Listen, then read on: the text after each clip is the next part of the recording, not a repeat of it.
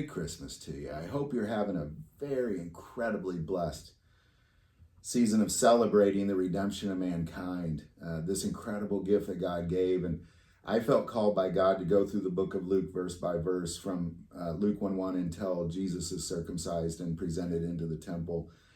And I also feel called to finish it before Christmas. It's Christmas Eve. So I'm just going to keep on digging. Last time we talked about how incredibly important it is to fully understand what really happened.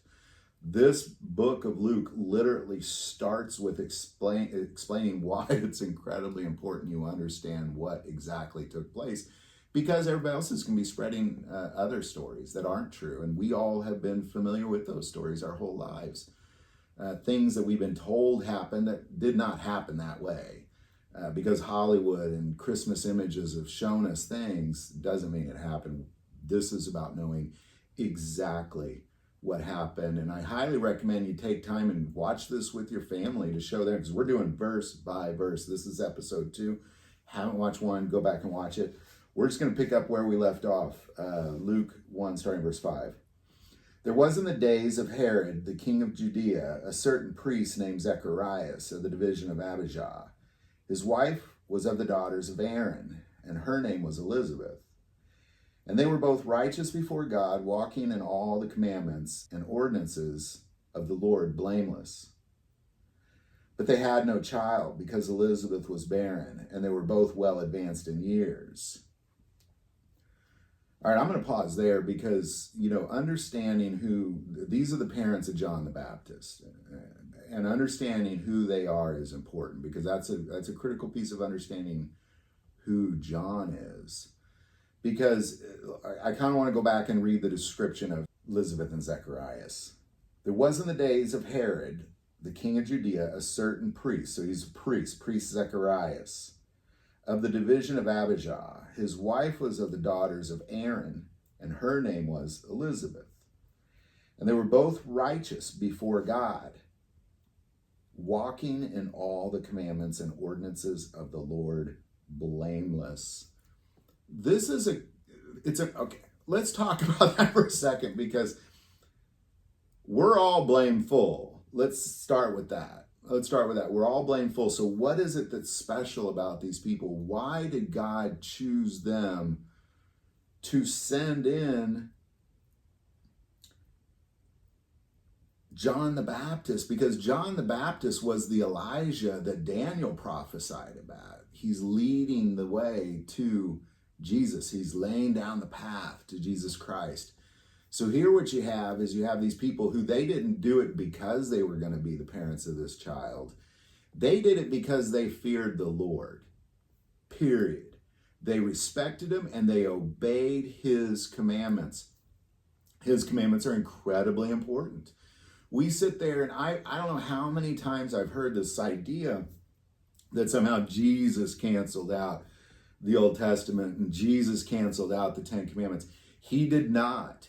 To suggest that it's okay to murder now would be ridiculous. To suggest it's okay to commit adultery would be ridiculous. To suggest it'd be okay to commit any of the 10 Commandments would be ridiculous. Yet, most of us, I'm talking 99.9% of U.S. Americans, Christians, do not honor the Sabbath.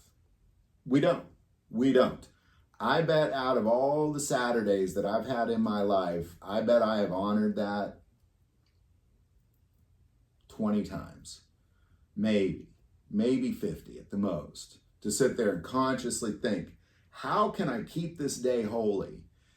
I had a time recently that I consciously thought, I'm going to keep this holy. And as soon as it got dark on Friday, I was just immediately falling and not keeping it holy. It's important that we honor the Sabbath. And I fully understand that many of you don't have Saturday off. Maybe Monday is your day off. There's a lot of respect in that, of honoring that day. It's still the general idea. In Revelation or in Genesis, it didn't say God then rested on Saturday. Saturday is the Sabbath, calendar Sabbath. And if you can honor it, honor it. But I'm not necessarily saying that what I'm saying about honoring Monday is doctrine or not. I'm just saying I know God respects it. I know he respects it. So let's keep going.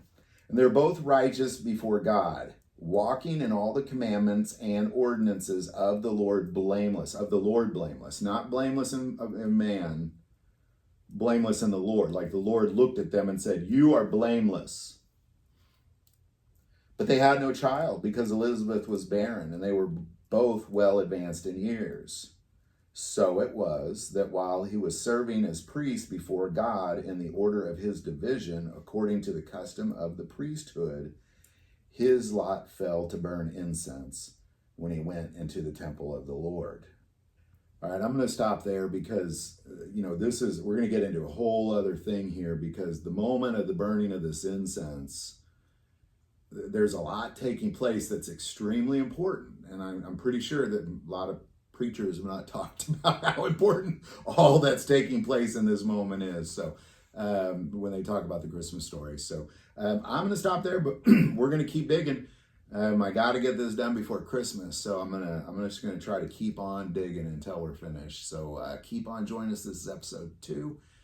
We're going to get up into episode 3. And again, the reason I'm breaking these up is I didn't know in the beginning. If you watched episode 1, I didn't really know. But I just think we need to kind of think about a thing and meditate on it, and then go talk about the next thing and kind of think about that and meditate on it and go to the next thing.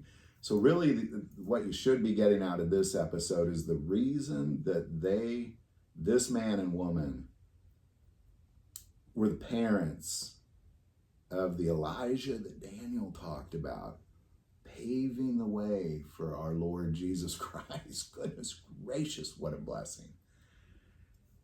Was because of their righteousness, and they're willing to walk in all the commandments and be blameless in the eyes of the Lord.